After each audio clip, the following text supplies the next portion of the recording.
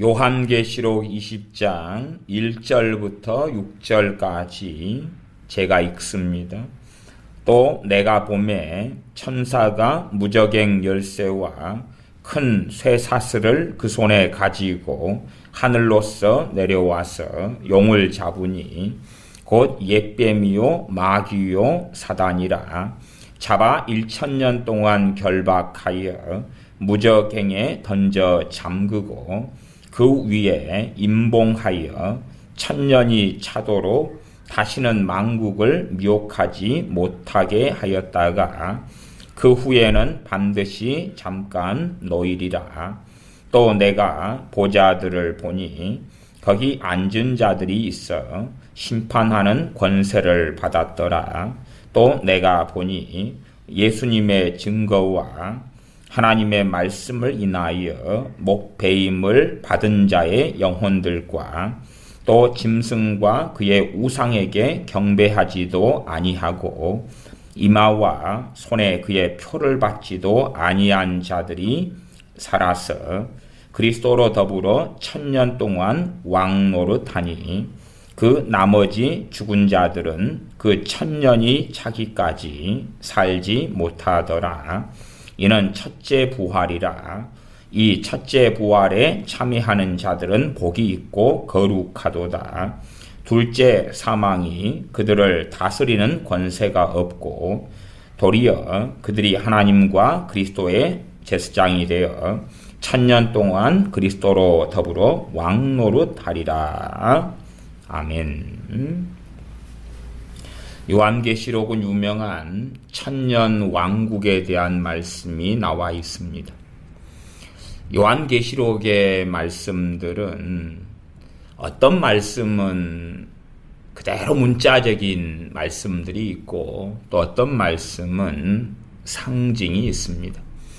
상징을 해석할 때 잘못 해석하면 알레고리가 되고 영해가 되면서 이상한 것이 많이 나옵니다. 그래서 자의적으로 얼마든지 해석할 수 있는 것이 이 상징이 있는 요한계시록의 말씀이 되기 때문에 많은 이단들, 많은 사이비들, 미혹에 잡힌 자들의 온상지가 요한계시록이 되었습니다. 심지어는 1992년 9월 28일이지요. 시한부 종말론 이장님 다미성교회가 나타나서 그 다미성교회 이름이 다시 오실 주님을 준비하라 이런 약자지요. 그런데 그때 이후로는 주님의 재림이나 휴거에 대한 말씀이 한국교회에서 거의 사라지고 말았다 그 말입니다. 물론 여호와의 증인이나 안식교, 제7일 안식, 예수 재림교회 이런 안식교 아니면 재림교라고 하는 안식교, 여호와의 증인, 신천지 또 많은 이단 사이비들은 요한계시록을 가지고 마치 자기 것인 양 가리키고 주장하고 반면에 많은 교회와 많은 목회자들은 요한계시록을 덮어놓고 모르고 터부시합니다. 아니면 아주 간략한 해석, 간략한 설명, 간략한 주장을 하기도 좋아합니다. 요한계시록의 말씀은 간단하지가 않고 복잡합니다. 일단은 그것을 알고 계셔야 됩니다. 계시록의 말씀은 복잡하다. 복잡하기 때문에 최소한의 공부가 필요한 거예요. 요한계시록 공부해서 그런다 해서 주님 오실 것을 준비하게 되느냐? 그건 아니죠. 그러나 우리가 정말로 하나님과 우리 주 예수님을 사랑한다면 하나님의 말씀을 사랑해야 되고 그 말씀에는 계시록이 있습니다. 나아가서 주님께서 속히 오신다고 말씀하셨고 이 예언의 말씀을 읽는 자, 듣는 자, 지키는 자가 복이 있다고 말씀하셨으며 요한계시록은 복된 말씀입니다. 항상 그것을 염두에 두어야 됩니다. 복된 말씀이다. 그러나 요한계시록은 어렵다. 어렵기 때문에 많은 미혹하는 자들이 많은 이단의 온상지가 요한계시록이나 종말론이 되었습니다. 특별히 요한계시록과 관련 있는 성경이 다니엘입니다. 다니엘, 요한계시록 이것을 가지고 정말 많은 이단들이 이렇게 저렇게 말하면서 홀려왔습니다.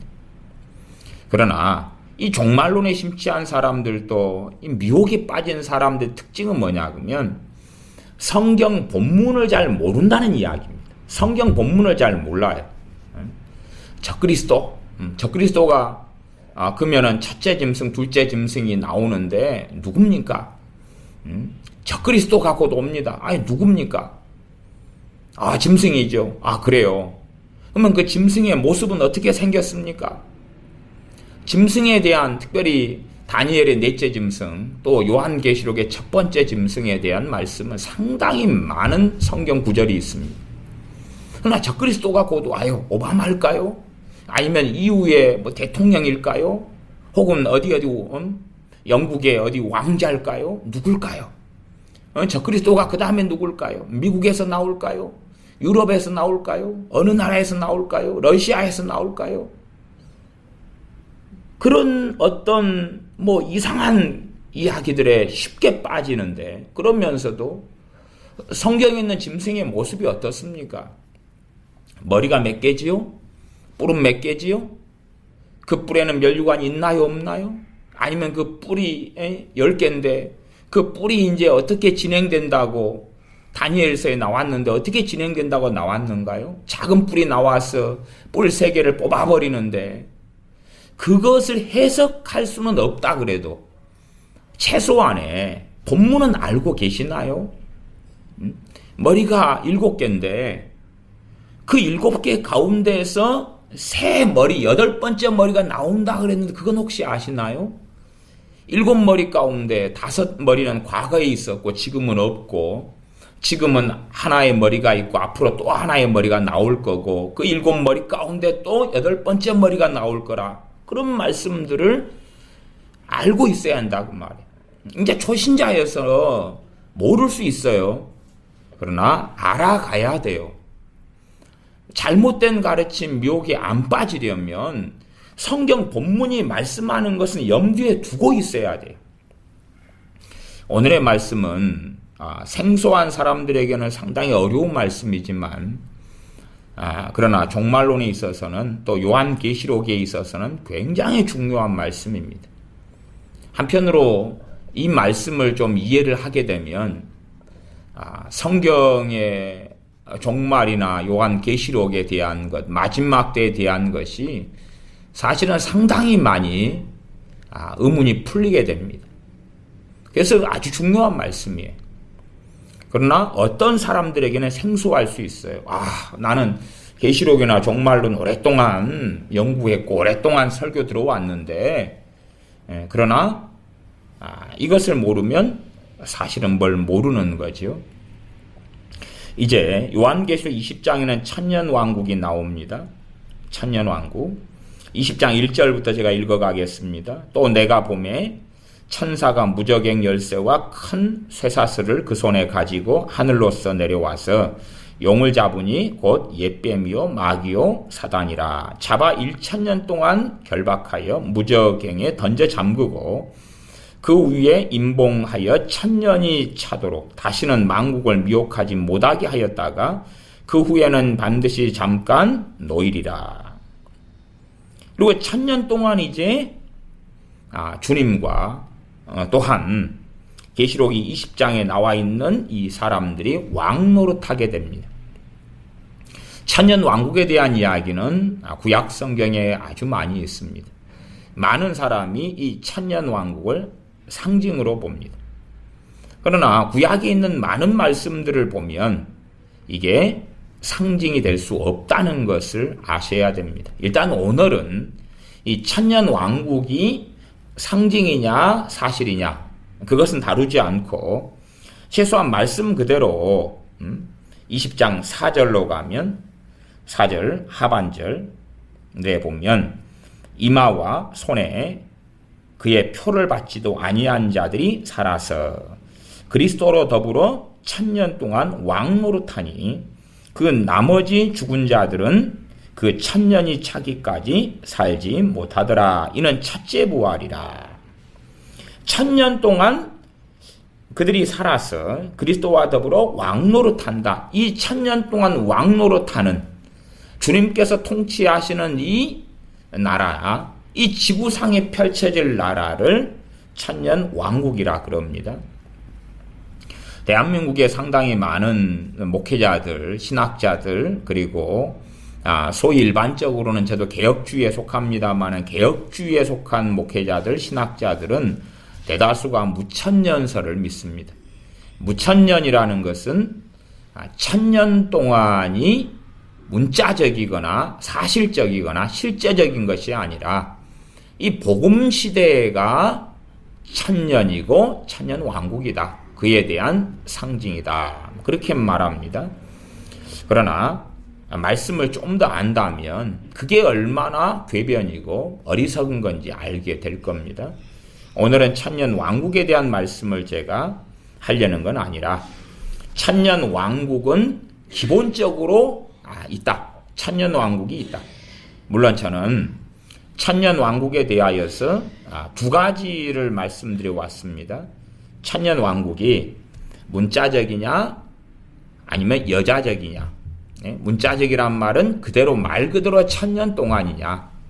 여자적이다 그 말은 천년이 좀 더 될 수도 있고 안 될 수도 있는 어떤 특정한 기간 동안에 주님께서 통치하시며 또한 주님의 백성들이 왕으로서 통치하는 그러한 나라의 시간인가.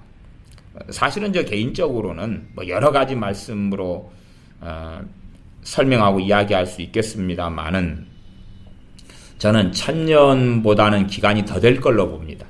사실은 더 될 걸로 봐요. 그에 대한 이야기를 짧게 하고 이제 오늘의 주제는 첫째 부활과 둘째 부활입니다. 첫째 부활, 둘째 부활이.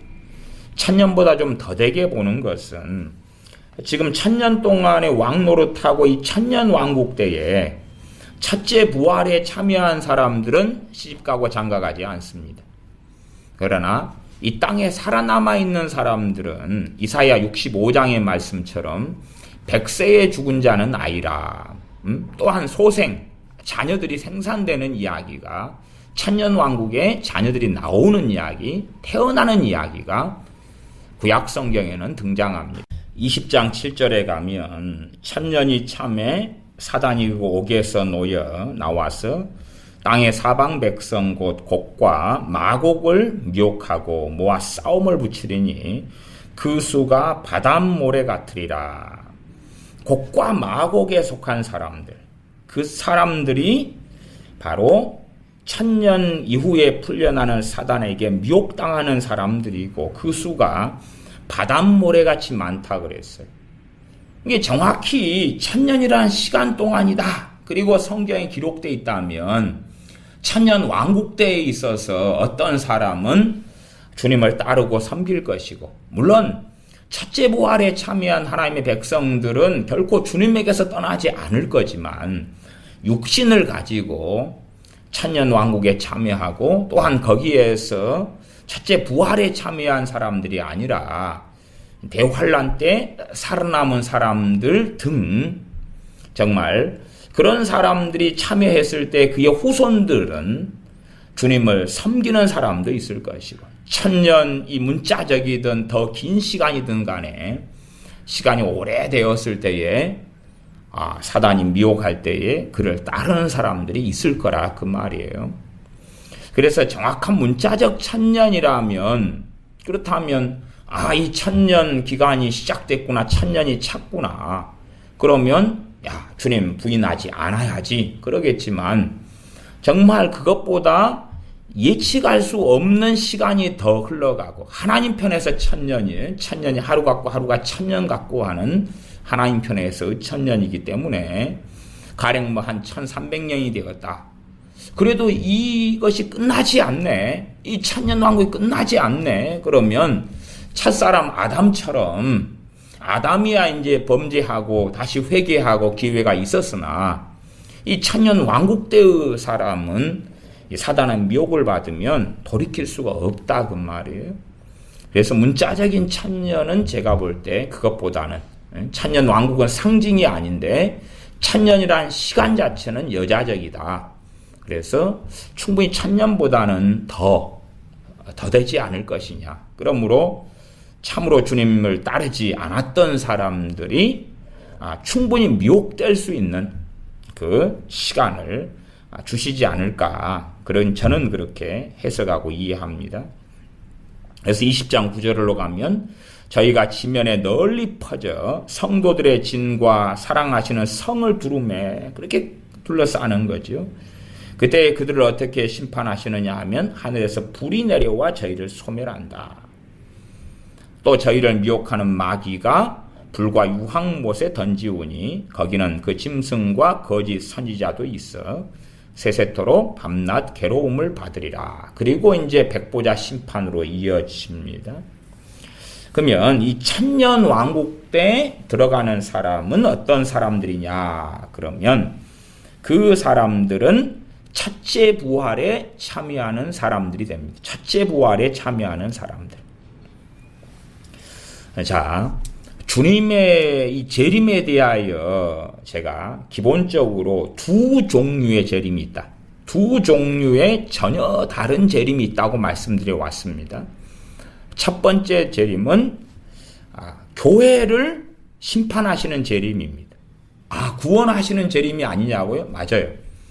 구원하시기도 하고 심판하시기도 하는 재림이에요. 왜냐하면 교회, 또 예수 그리스도의 지체, 주님의 자녀, 성도라 하는데 성도들이라고 하는데 양과 염소를 가르는 심판이 벌어지는 것이 주님의 공중재림입니다. 양으로 살아왔던 사람들, 양으로 참된 믿음을 가지고 있던 사람은 데려가시는 재림이시며 겉으로는 기독교인이고 명목적 기독교인이나 마태복음 7장으로 한다면 주여 주여 하는 자마다 다 천국에 들어갈 것이 아니요 다만 하늘에 계신 하나님 뜻대로 행하는 자라야 들어가리라. 그 하나님의 뜻대로 참된 믿음을 가지고 하나님을 경외하며 살아왔던 사람들, 그 사람들은 당연하게 양으로 분류가 될 것이고 그렇지 않은 사람은 염소로 분류가 됩니다. 세상 사람들은 주님의 공중 재림에 대하여 몰라요. 모르는 재림, 은밀한 재림. 그래서 하나님의 집을 먼저 심판하신다는 말씀이 베드로 사도를 통하여 있는 그 재림이 되어집니다. 베드로전서 4장 17절에 있지요. 나중에도 더 여러 번 찾아보겠습니다만은 베드로전서 4장 17절을 제가 읽어보면 하나님의 집에서 심판을 시작할 때가 되었나니 만일 우리에게 먼저 하면 하나님의 복음을 순종치 아니하는 자들의 그 마지막이 어떠하며 하나님의 집에서 심판을 시작할 때가 되었다. 그것이 뭐냐 하면 주님의 공중재림입니다. 주님께서 비밀리에 재림하실 때에는 하나님의 집에 대한 심판이 됩니다. 하나님의 집, 교회에 염소는 버려지는 거고 염소로 판명난 자들은, 다시 말하면 민난 5천여로 판명난 사람들은 버려지는 것이고 양으로 슬기로운 5천여로 예비하고 깨어있던 사람들은 데려가시는 주님의 재림이 있습니다. 그래서 재림을 한 가지로 보는 사람들은 항상 잘 이해를 못합니다. 성경을 아주 이리저리 섞어버립니다. 잘 섞어버려요. 그런데 이 요한계시록 1장만 보더라도 주님의 재림에 대하여 명확하게 나와 있습니다. 요한계시록 1장으로 가면 제가 첫째 부활 하기 전에 다시 여담으로 좀 말씀드리고 첫째 부활로 넘어가려고 그럽니다. 계시록 1장 7절에 보면 주님의 재림에 대하여 말씀합니다. 볼지어다 구름을 타고 오시리라. 각인이 그를 보겠고 그를 찌른 자도 볼 터이요 땅에 있는 모든 족속이 그를 인하여 애곡하리니 그러하리라. 아멘. 주님의 재림이 구름 타고 오시리라. 각인이 그를 보겠고 그를 찌른 자도 볼 것이다. 주님을 찔러 죽인 사람도 볼 것이다. 그러면 이제 주님을 찌른 자도 보기 때문에 주님을 찌른 자는 이미 이 요한계시록이 주로 기록되었을 때를 AD 95년으로 봅니다. 그때는 이미 죽었지요. 그러면 죽은 자가 부활하게 된다는 이야기입니다. 부활해서 주님을 보게 된다는 이야기죠. 그렇기 때문에 이 부활에는 두 번의 부활이 있습니다.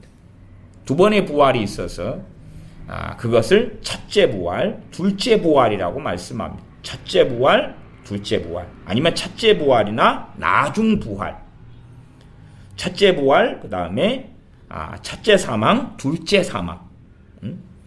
첫째 사망, 둘째 사망은 좀 쉽지요. 첫째 사망은 뭐냐 하면 모든 사람이 죽는 것입니다.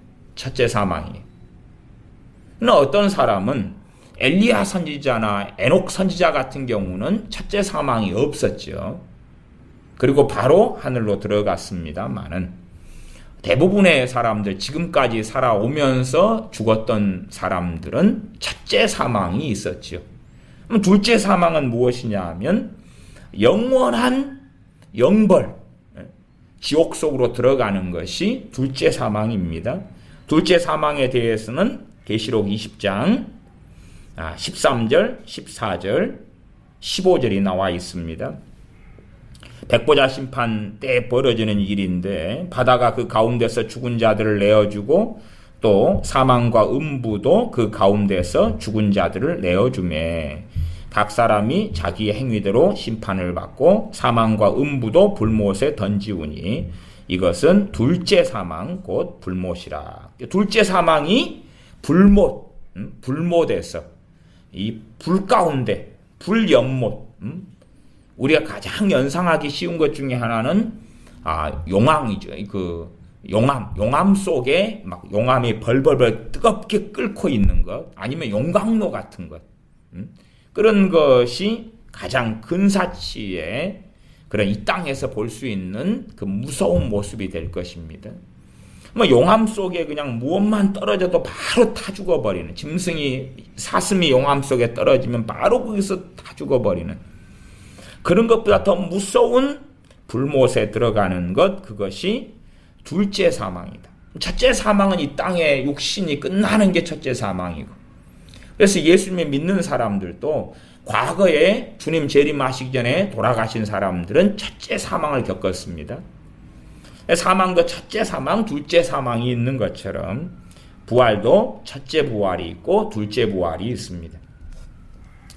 생소하시다 그러면은 성경을 잘 안 보신 겁니다. 이건 굉장히 중요한 것이니까 성경을 눈으로 잘 확인하셔야 되고 때로는 애우셔야 됩니다. 때로는 애우셔야 돼요. 제가 말씀드리는 해석을 애우는 게 아니라 성경 본문에 그게 있다고 정확하게 확인을 하셔야 돼. 그래야지 미혹당하지 않고 잘못된 대로 가지 않습니다. 성경 본문을 잘 알고 있으면 그것에 대한 이상한 해석이 아니라, 잘못된 해석은요, 어떤 A라는 내용에 대하여 성경에 7말씀이 있다. 그러면 잘못된 해석은 그 중에 하나, 두 개를 가지고 이상한 데로 끌고 가고 3개부터 7개까지는 삭제시키고 없애버립니다. 그것이 계시록 22장에서 이 말씀, 이 예언의 말씀 가운데 하나라도 더하거나 빼지 말아라고 무서운 경고를 하시는 거죠. 이 예언의 말씀에 더하면 하나님이 이 책에 기록된 재앙들을 그에게 더하실 터이요, 이 예언의 말씀들에서 제하여 버리면 하나님이 이 책에 기록된 생명나무와 및 거룩한 성의 참여함을 제하여 버리리라. 이게 잘못 성경을 해석하면요, 그에 대한 관련 구절이 여러 개가 있는데 잘못 해석하니까 그걸 덮어버리게 되는 것입니다. 그러면 저 잘못 해석했구나.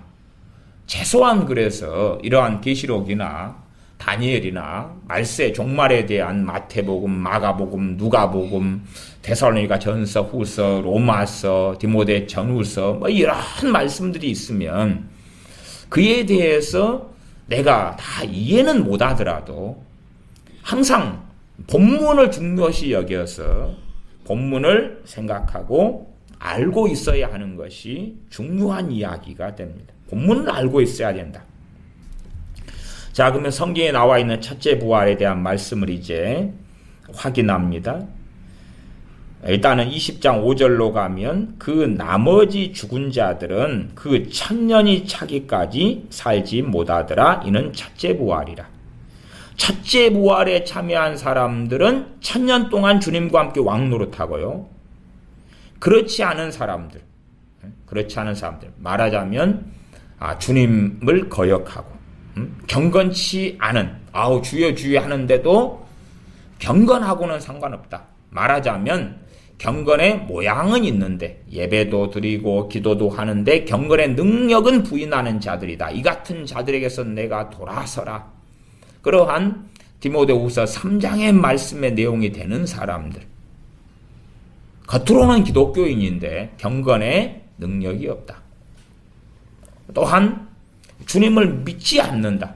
우상숭배자들이다. 하는 등등의 사람들은 당연히 이때에 첫째 부활은 참여하지 못합니다. 첫째 부활, 그때에 참여하지 못하죠. 천년 왕국에 들어갈 수 자체가 없죠. 그들은 어디에 있습니까? 음부 지옥에 있습니다. 음부 지옥에 있죠. 그리고 언제까지 기다리냐 그러면 주님의 백보자 심판 때까지 기다립니다. 주님의 백보자 심판 때까지 기다리죠. 그리고 이제 그 백보자 심판 때에 주님께서 구름 타고 오시는 것을 보게 됩니다.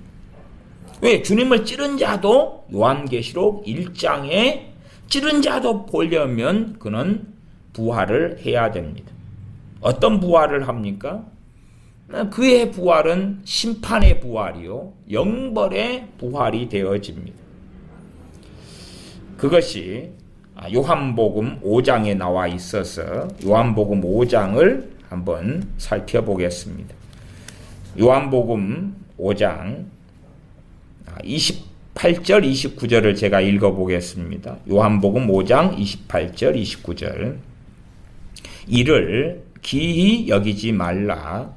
무덤 속에 있는 자가 다 그의 음성을 들을 때가 오나니. 무덤 속에 있는 자가 다 그의 음성을 들을 때가 온다. 선한 일을 행한 자는 생명의 부활로, 악한 일을 행한 자는 심판의 부활로 나오리라. 부활은 너무 중요해요. 그런데 주님의 재림 때 부활이 있는데 이 부활은 크게는 두 번으로 나눈다. 두 종류로 나누는 것입니다. 첫째 부활과 둘째 부활로 나뉩니다. 그래서 무덤 속에 있는 자가 주님의 음성을 듣는데 그 무덤 속에 있는 자가 그리스도인이고 주님께서 공중재림 하셨을 때에 부르는 사람들이라면 그들은 첫째 부활에 참여합니다.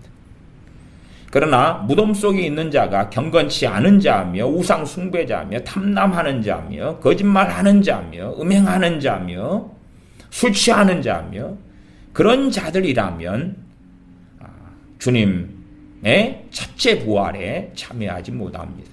그는 둘째 부활에 참여하여서 백보자 심판대에서 그는 영원한 둘째 사망의 심판을 받게 됩니다. 좀 어려운 이야기입니다. 그래서 둘째 부활에 대한 이야기까지는 이 기본적인 이해들이 많이 쌓여가야지 좀 더 자세하게 이야기할 수 있습니다. 어쨌든 둘째 부활에 참여하는 사람들, 말하자면 주님을 믿지 않는 사람들, 불신자들, 경건치 않은 자들, 거짓말을 하는 자들 등등이 둘째 부활에 참여하고 그들은 둘째 사망 속에 들어간다는 사실입니다.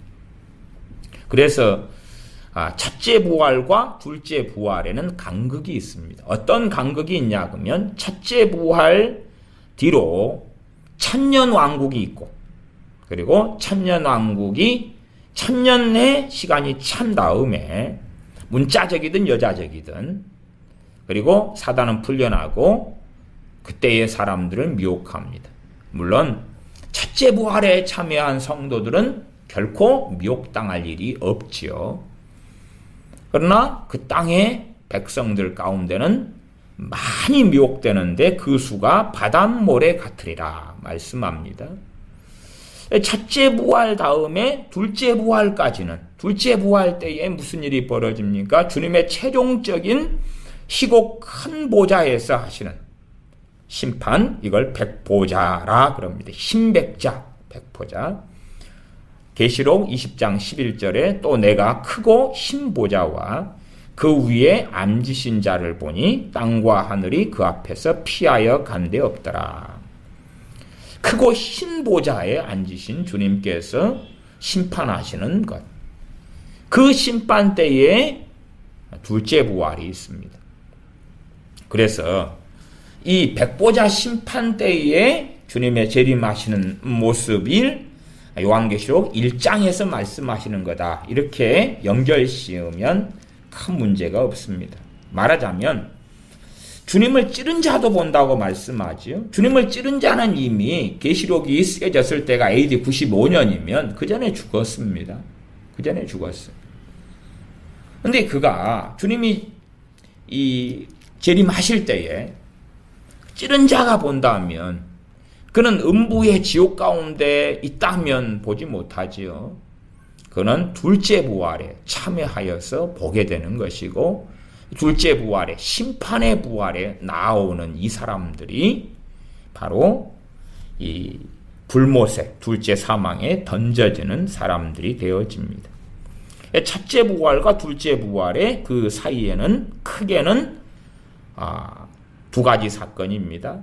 하나는 천년 왕국이 있고 또 하나는 사탄이 풀려나서 미혹하는 사건이 있습니다.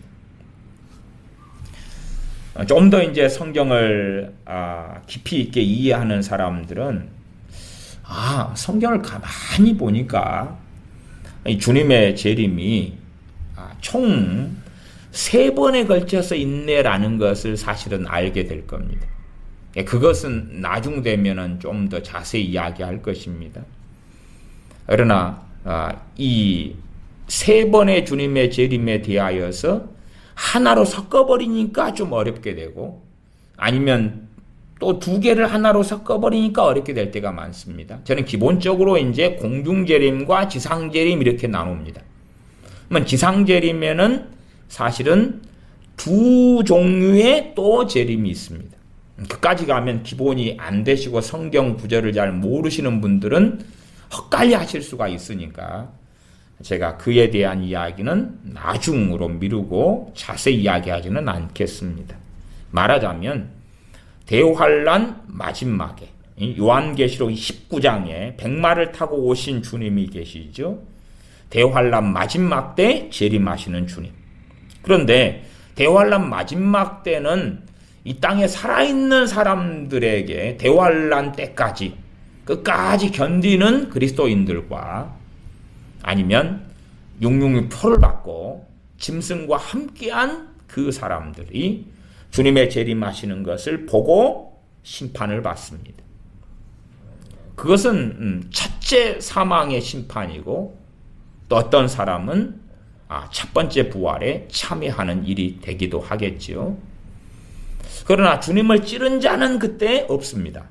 그때 없어요. 주님을 찌른 자가 주님이 구름 타고 오실 때 배운다. 그럴 때는 요한계시록 19장에서 백마를 타고 오시는 주님의 재림하고는 다르죠. 왜? 그는 아직 지옥에 있기 때문에, 음부에 고통하기 때문에 주님을 찌른 자나. 그런 사람은 언제 부활하냐 그러면 둘째 부활에, 백보자 심판 때에, 천년왕국 지난 다음에 주님께서 심판하실 때에 그때야 부활에 참여하게 됩니다. 그게 둘째 부활이고, 심판을 받고 둘째 사망 속에 불못에 들어가게 된다, 그 말입니다. 그렇기 때문에 구름 타고 주님께서 오실 때에 그 대상을 잘 보셔야지 이것이 백보자 심판 때의 재림인가, 아니면 대환란 전에 하시는 재림인가, 대환란 전에 하시는 재림인가, 그런 것을 좀 확인하실 수가 있습니다. 기본적으로 좀 어려우실 테니까 제가 주님의 공중재림과 지상재림 그렇게 그냥 나눕니다. 성도를 위한 재림, 교회의 휴거, 교회를 위한 재림, 교회의 양과 염소를 갈라내시는 재림. 주여 주여 하는 자마다 다 구원받는 것이 아닌 것을 명확하게 보여주시는 그러한 주님의 재림. 그 재림 때는 주님을 찌른 자는 보지 못하죠. 왜? 그때에 첫째 부활의 사건이 일어나기 때문에 그렇습니다. 그래서 첫째 부활은 크게 두 번에 걸쳐서 일어납니다. 첫째 부활은 두 번에 걸쳐서 일어난다. 그건 명확하게 기억하셔야 됩니다. 성경 본문을 가지고 기억을 하고 계셔야 돼요. 성경 본문을 가지고 첫째 부활은 총 두 번에 걸쳐서 일어난다. 물론 그 외에 더 있을런지까지는 이제 일단은 본문에가 없기 때문에 그런 부분은 이야기 드릴 수 없고 성경에 가는 데까지만 가고 멈추는 데 멈추는 게 제일 중요합니다. 그래서 이 대환란의 끝에 주님이 임하셔가지고 요한계시 19장에 오셔서 임하시고 그때에 사람들 멸망시키시지요. 주님 편에 서 있지 않았던 사람들을요. 말하자면 요한계시록 19장 21절에 보면 그 나머지는 말탄 자의 입으로 나오는 검의 죽음에 모든 새가 그 고기로 배불리우더라. 이런 백마를 타고 오신 분에 대한 주님의 재림도 이 많은 부분이 상징입니다. 이 상징을 어떻게 해석하고 설명하느냐 하는 것이 어려운 점이에요. 백마를 타고 오시는 주님인데 상징이라니요. 이거 문자 그대로 아닙니까? 상징 가운데 이 문자성이 있는 거예요. 그게 어렵다고요? 어렵죠. 그래서 요한계시록이죠. 요한계시록 안에 문자가 많이 있고 상징이 많이 있어요. 문자가 많이 있고 상징이 많이 있어요.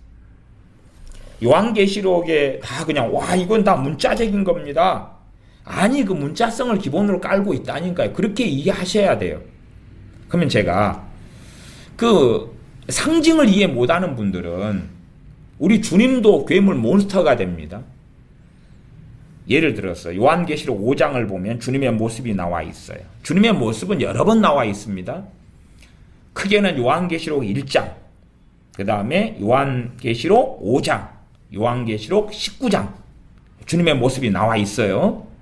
그러면 그 가운데 요한계시록 5장의 어린 양으로 계시되신 주님을 보면 요한계시록 5장 6절을 제가 읽어드릴게요.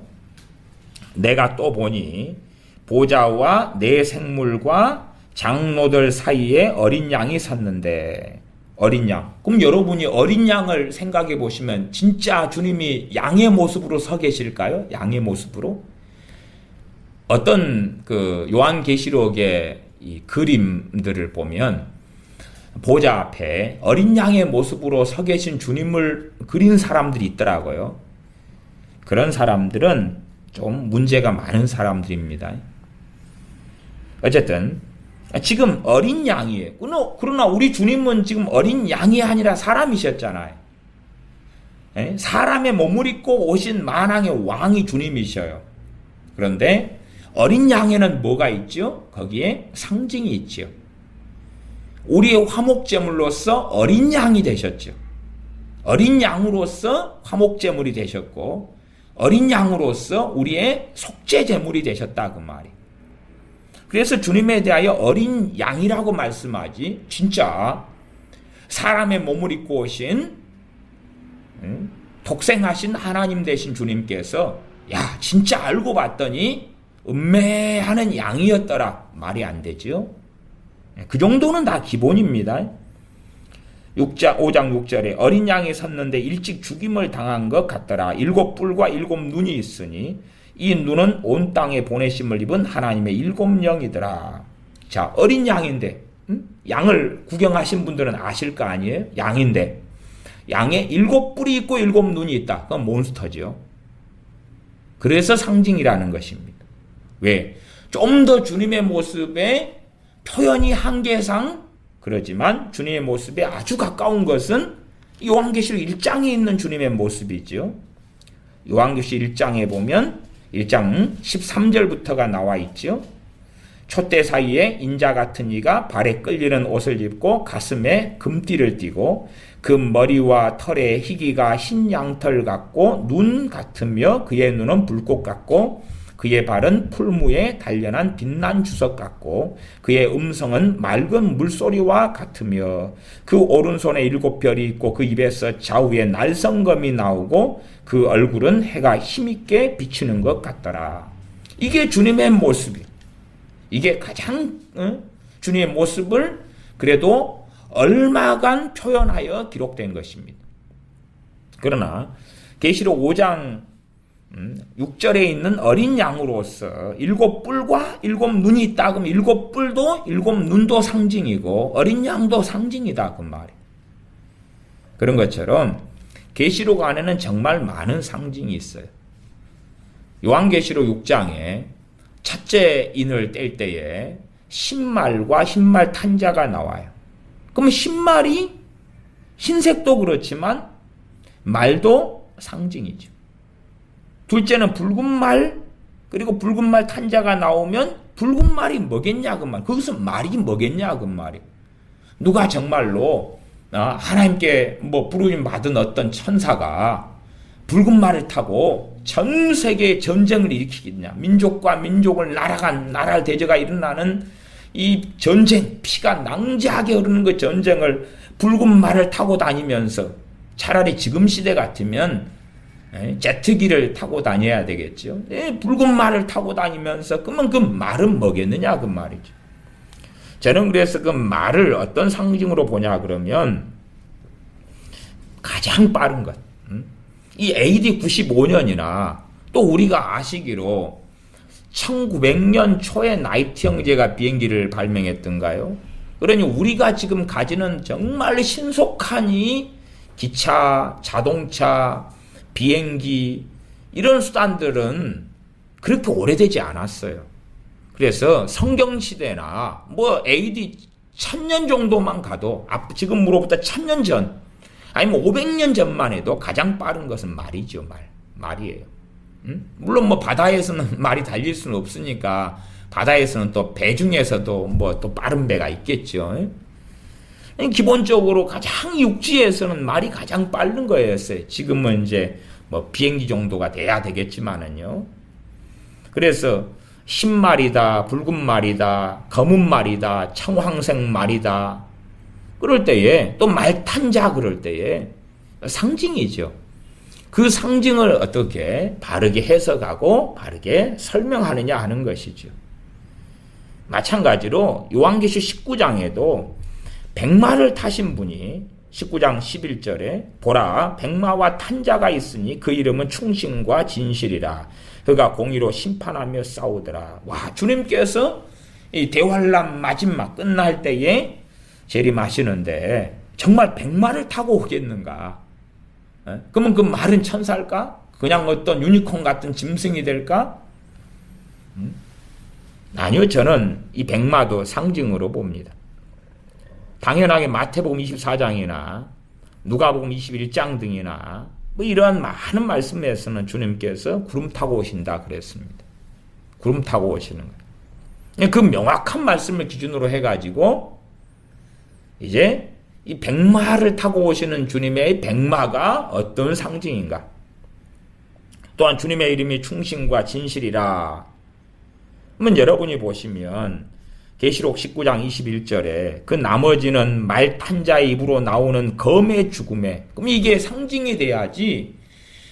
물론 죽는다. 그건 상징이 아니죠. 그러나 주님의 이 말탄자가 주님이시자 백마를 타신 주님이에요. 그러면 주님의 입에서 검이 나가요. 그러면 당시 그때에 한 대환란 끝나고 666표를 받고 반역을 일으키고 주님 편에 서지 않고 이런 사람이 대다수일 거 아니에요.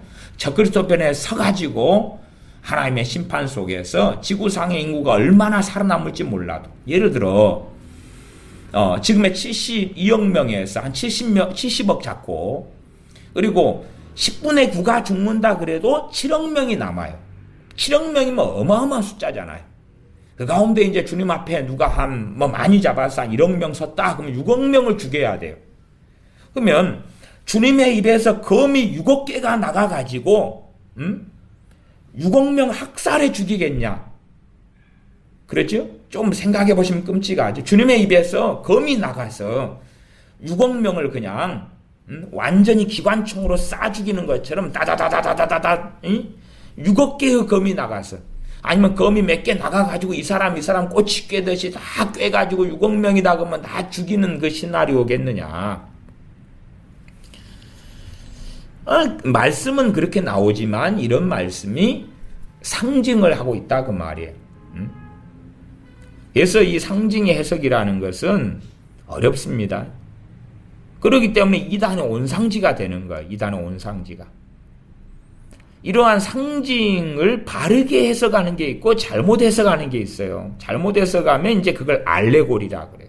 잘못 해석하면. 이게 성경적으로 바른 성경적 알레고리, 성경적 상징 해석이 있고, 아주 그냥 사이비적인 샤머니즘적인 비성경적인 알레고리가 있어요. 이단과 사이비는 이 상징을 정말로 웃기는 알레고리로 해석하는 거예요. 그렇기 때문에 제가 항상 강조드리는 것은 요한계시록의 말씀이다. 혹은 신약의 구약의 말씀이다. 종말이나 주님의 재림이나 천년왕국이나 그러면 그 말씀을 정확히 알고 있어야 돼.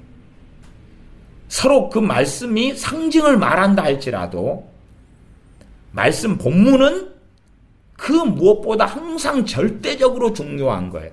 그러니까 성경의 본문은 항상 명확하게 인식을 하고 있어야 돼. 야, 말씀 66권이나 돼. 아, 복잡해. 나 관심 안 가질 거야. 물론 이 성경을 다 안다고 주님 오실 준비가 되는 건 아니에요. 깨어있는 건 아니에요. 그러나 말씀을 제대로 모르면 미혹당하는 거예요. 말씀을 제대로 모르면 미혹당하는 거예요. 미혹당하는 거예요. 제가 베리칩 그래가지고 당신 몇 년이나 거기에 빠져 있었습니까? 10년이요. 그러면 제가 물어요. 베리칩은 누가 줍니까? 물어요. 10년이나 베리칩에 빠져 있는 사람이에요. 베리칩은 누가 줘요? 적그리스도가요. 아닙니다. 적그리스도가 베리칩 안 줍니다. 그러면 어떤 사람은 깜짝 놀라면서, 아니 세상에 당신 목사라는 사람이 적그리스도가 베리칩을 안 준다니. 아니면 베리칩이 아니라 666표 666표를 적그리스도가 안 줍니다. 그러면 나는 666에 지금 10년을 빠져 있었는데요. 나는 666 전문가예요. 베리칩이 666일 것이고요. 666표는 적그리스도가 주는 거예요. 그러는 거예요. 10년이나 빠져 있었어요. 666에 대한 말씀은 성경의 양이 많지는 않습니다. 많지는 않아요. 그러나 충분히 나와 있어요. 많은 구절에 있지는 않아요. 크게 한 2장에 걸쳐 있어요. 2장에 걸쳐서. 요한계시록 13장, 14장 주로 그렇게 될 거예요. 많지는 않아요. 많지는 않아서 야 그러면 이 666표를 누가 줍니까? 13장, 14장인데 적그리스도가요. 아니 성경에 그게 없다니까요. 적그리스도가 준다니까요. 그래서 이제 저랑 같이 요한계시 13장을 보는 거예요. 자 봐보세요. 요한계시 13장에 누가 등장하지요? 두 짐승이 등장하네요. 그건 나도 알아요. 첫째 짐승, 둘째 짐승. 그러면 봐보세요. 666은 첫째 짐승이 주나요? 둘째 짐승이 주나요? 보다가 둘째 짐승이네요? 첫째 짐승이 적그리스도란 말이에요? 둘째 짐승이네요? 둘째 짐승이네요? 그러니까 둘째 짐승, 그럼 첫째 짐승은 머리가 7이고 뿔이 10개예요. 그러면 제가 물어요. 둘째 짐승은 머리에 뿔 몇 개 있어요? 그냥 몰라요. 자기 666에 빠져 있었다는데 둘째 짐승이 머리에가 뿔이 몇 개 있어요? 물어도 모르는 거예요. 그래서 당신은 지금 666에 10년 동안을 666 베리칩 그리고 살았는데 성경 본문이 몇 구절이 안 되는데도 모르는 거예요. 요한계시록 13장 11절에 보면 내가 보매 또 다른 짐승이 땅에서 올라오니, 첫째 짐승은 바다에서 올라옵니다. 13장 1절이고 땅에서 올라오니 새끼 양같이 두 뿔이 있고 용처럼 말하더라. 뿔이 두 개입니다. 뿔이 두 개. 이 둘째 짐승이 그냥 이것저것 차포 떼고 이야기하면 거짓 선지자입니다. 적그리스도의 앞장서는 거짓 선지자. 히틀러의 그 주둥아리가 된 사람이 괴벨스잖아요. 괴벨스가 계속하여 선동을 하는 거죠. 그러니까 이 둘째 짐승이 괴벨스 같은 거짓 선지자거든요. 근데 거짓 선지자가 누구냐? 그때가 종교 통합이 일어나는 때예요. 두 뿔은 일반적으로 그렇게 이해할 수 있습니다. 저는 이제 그 두 뿔을 종교 통합의 양대 산맥이라고 봐요. 하나는 로마 카톨릭을 중심으로 한 종교 통합하고 로마 카톨릭과 이슬람까지는 두 개가 섞이기는 어렵다고 봐요. 그래서 제 생각에는 이슬람을 중심으로 한 종교 통합, 카톨릭을 중심으로 한 종교 통합, 이 정도지 않을까. 그리고 그들에 의하여서 그들의 이 종교 통합에, 종교다원주의에 찬동하지 않는 자들을 죽이고 핍박하고 그러는 것이고, 거기에 첫째 짐승, 적그리스도죠. 그러나 또 첫째 짐승이 바로 적그리스도다 그렇게 말하는 건 쉽지 않은 거예요. 왜냐, 그 머리가 지금 7개고 뿔이 10개입니다. 10개가 열왕이에요. 열왕. 그러니까 야, 적그리스도. 그런데 성경 본문을 잘 확인을 안 하고 모르더라 그 말이에요. 모르면서 황당한 소리를 자꾸 하니까. 그래서 제가 꼭 여러분들은 성경 본문을 명확하게 항상 확인해야 된다. 그리고 그걸 마음에 두어야 되고 애워놔야 돼. 제가 최근에도 몇 분들에게 주님께서 재림하실 때의 징조들이 뭡니까? 물었어요. 징조들이 뭡니까? 무엇이 기억나야 되냐? 그러면 말씀이 기억나야 되는 거예요. 재림의 징조들이 뭡니까? 제가 이런 것을 그래서 반복을 자꾸만 하려고 하는 거예요. 재림 전에 징조가 뭐가 있습니까? 자, 이야기해 보세요. 그러면 이제 이스라엘이 건국되고요. 이스라엘이 시오니즘을 통하여서 유대인의 귀환이 있고요. 그 정도는 기본이죠. 그러니까 정말로 종말의 초시계가 째깍 하기 시작했다 그 말이에요. 시오니즘이 1800년 말부터 일어났고, 그 다음에 갑자기 한날에 이스라엘이 생겼는데 1948년 5월 14일이죠. 그때 자정을 통하여 15일부터 독립을 선언했죠. 그리고 나라가 한날에 생겨버렸죠. 이스라엘이 1948년 5월 14일에. 그 다음에 무엇이에요? 주님 재림 전의 징조가 뭐예요? 배교하는 일이 있고, 대배교지. 대배교. 그 다음에 적그리스도가 출현하고,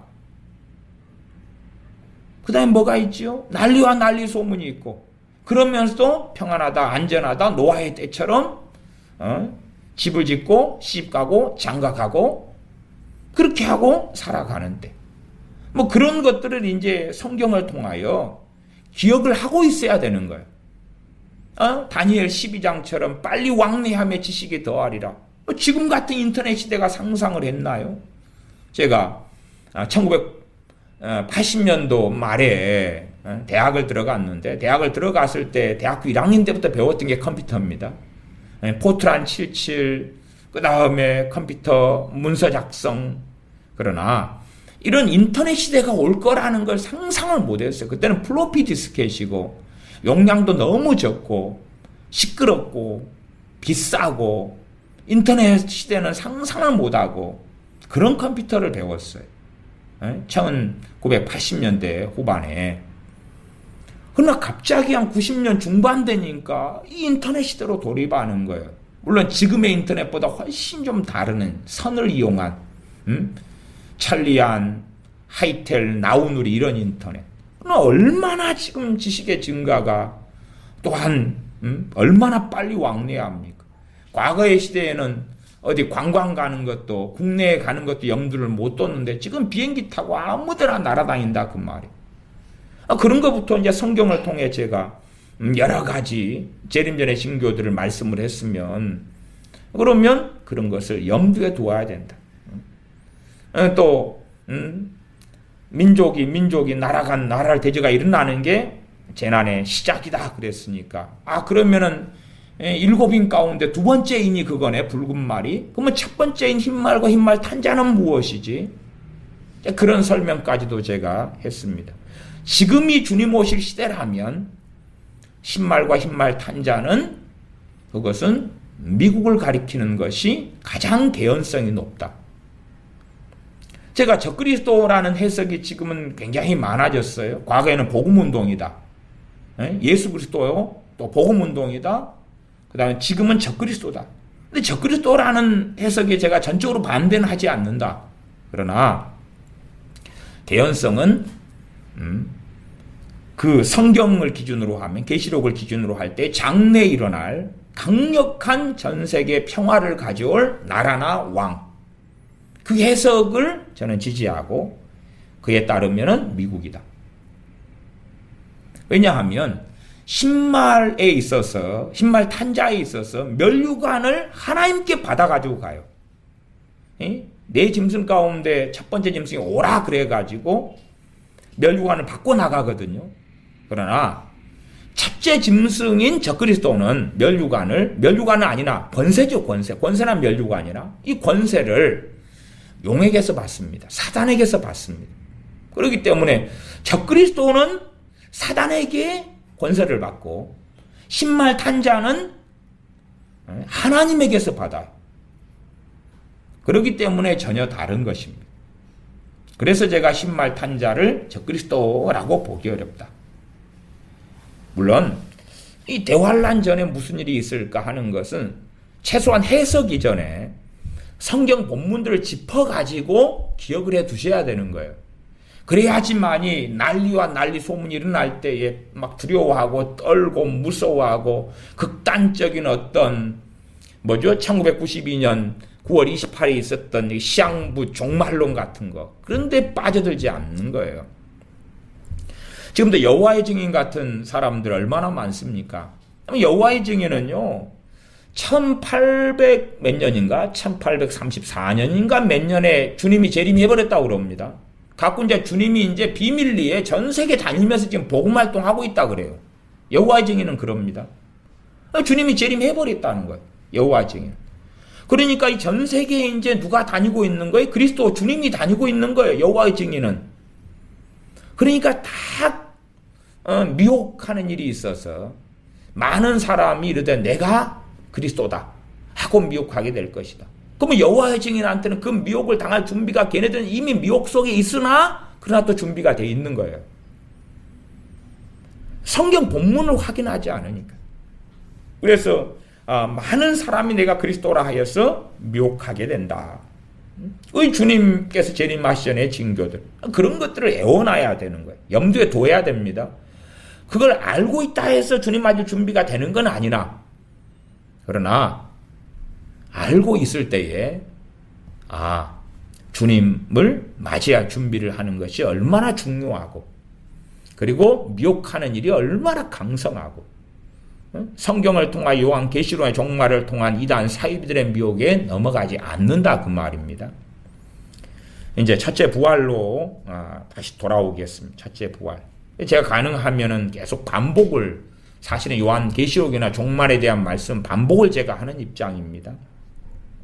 본문 20장 4절로 가면 또 내가 보좌들을 보니 거기 앉은 자들이 있어 심판하는 권세를 받았더라. 이게 보좌들에 앉은 자들이 있어요.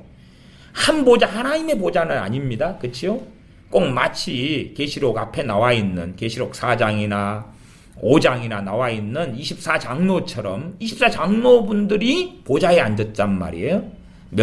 금면류관을 쓰고 그런 것처럼 보좌들에가 앉은 자들이 있어요. 몇 명인지 모릅니다. 심판하는 권세를 받았어요. 어디서 심판합니까? 천년 왕국 때입니다. 그러면 천년 왕국 때 참된 성도들만 거기에 들어간다면 심판은 필요 없죠. 신자와 불신자가 그 안에 다 섞여 있기 때문에 그렇다고 말이에요. 심판은 권세를 받았어요. 또 내가 보니 예수님의 증거와 하나님의 말씀을 인하여 목배임을 받은 자의 영혼들과 순교당한 사람들이죠. 그 사람들과 또 짐승과 그의 우상에게 경배하지도 아니하고 이마와 손에 그의 표를 받지도 아니한 자들이 살아서 그리스도로 더불어 천년 동안 왕노릇한다. 이 사람들이 바로 첫째 부활이다. 첫째 부활이다. 부활은 뭐냐 그러면 부활은 내가 살아있어요. 살아있을 때 주님께서 재림하셔요. 그러나 이제 이 살아있는 이 몸은 죽는 몸이고 썩을 몸이고 병들 몸이에요. 죽어야 할 몸이에요. 그래서 주님의 몸처럼 이걸 부활체라 그럽니다. 부활체. 주님의 몸과 같은 몸으로 변화되는 것, 그 몸을 가지게 되는 것 첫째 부활이라 그래요. 다시 말하면 산자나 죽은 자나 산자도 이 몸이 변화되는 거예요. 어떤 몸으로요? 주님과 같은 몸으로. 이게 첫째 부활이고 죽은 자가 무덤 속에 있는 자가 그의 음성을 들을 때가 오나니 주님을 믿는 자는 또한 의인은 생명의 부활로 그 부활이 첫째 부활이다 그 말이에요. 첫째 부활. 그래서 이 첫째 부활에 참여하는 사람은 복이 있다. 20장 6절 이 첫째 부활에 참여하는 자들은 복이 있고 거룩하다. 그렇기 때문에 주님을 믿지 않고 불경건하게 살아온 사람들은 지금 부활이 되지 않아요. 그 부활은 백보자 심판 때의 부활입니다. 다시 여담입니다. 나중에 다 설교를 제가 하려고 합니다. 그러면 요한계시록 20장에 있는 20장 11절부터 있는 이 백보자 심판은 누구에 대한 심판인가? 그러면은 불신자에 대한 심판입니다. 첫째 부활에 참여하지 않은 자에 대한 심판이에요. 왜? 이때에 어떤 자에 대한 심판이 나오냐 그러면 간단한 이야기로 예수님 믿는 사람이 죽어서 천국에 갑니다. 그러면 심판을 거쳐서 간다 그 말이에요. 심판을 거쳐서 생명체에 기록된 사람 심판을 거쳐서 가는 거고 그 다음에 생명책에 없는 사람은 심판이 없이 지옥으로 들어갑니다. 그리고 지옥에서 백보자 심판을 기다려야 됩니다. 그러니 이 심판을 기다리는 이 비참함이 얼마나 크겠는가 그 말이.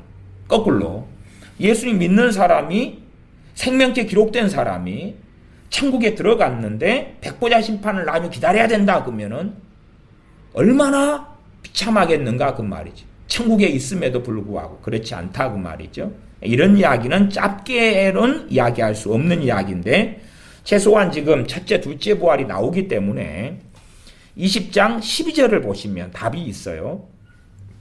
또 내가 보니 죽은 자들이 물론 대소하고 그 보좌 앞에 섰는데 누가 서죠? 죽은 자가 서요.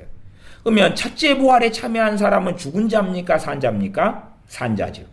이미 살았죠. 부활에 참여했죠. 그러니 이 백보자 심판의 대상이 될 수가 없습니다. 여기는 죽은 자들이 심판받는 거지 부활된 사람들은 산 자예요. 그들은 심판받는 게 아니에요. 그래서 이 백보자 심판이 있을 때에 그때에 둘째 부활의 사람들이 참여하고 그때에 죽은 자들이 살아납니다. 심판의 부활로 살아납니다. 심판받기 위하여 부활합니다. 그리고 이제 보좌 앞에가 책이 펴져 있죠. 12절, 20장 12절에 보면 책들이 펴 있고 또 다른 책이 펴졌으니 그 생명책이라. 행위책들이 펴져 있고 생명책도 펴져 있습니다. 죽은 자들이 자기 행위를 따라 책들에 기록된 대로 심판을 받으니 15절 누구든지 생명책에 기록되지 못한 자는 불못에 던지우더라. 절대적으로 둘째 부활에 참여한 모든 자가 불못에 던지운다. 그럴까? 아니면 예외가 있을까? 이런 이야기까지는 이제 다른 성경을 말씀을 통하여 좀 방대한 이야기를 해야 됩니다. 그래서 그런 부분은 어려운 부분이기 때문에 제가 제쳐두고 거의 대다수의 둘째 부활에 참여한 사람들은 둘째 사망 속에 들어간다. 그렇게 말씀을 매듭을 지어 놓겠습니다.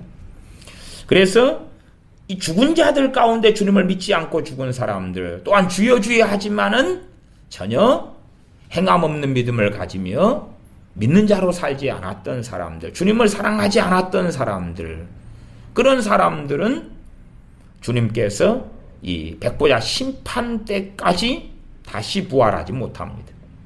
그때 부활해서 심판을 받습니다. 그러나 믿는 사람들은 심판을 받고 그리고 천국으로 들어가서 그래서 주님의 재림을 기다립니다. 대부분이 천국과 지옥에 대한 간증들 가운데서 그 간증들이 대부분 사실은 좀 거짓말입니다. 거짓말.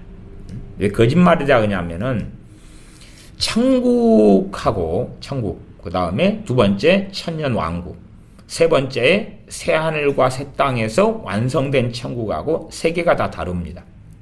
그러나 이 많은 사람은 이 세 개를 섞어버려요. 그냥 세 개를 섞어버려요.